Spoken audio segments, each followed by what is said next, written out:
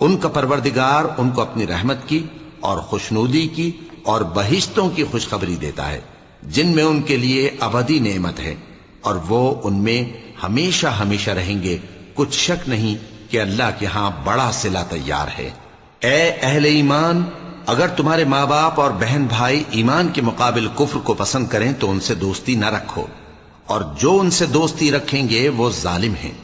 کہہ دو کہ اگر تمہارے باپ اور بیٹے اور بھائی اور بیویاں اور خاندان والے اور مال جو تم کماتے ہو اور تجارت جس میں مندی سے ڈرتے ہو اور مکانات جن کو پسند کرتے ہو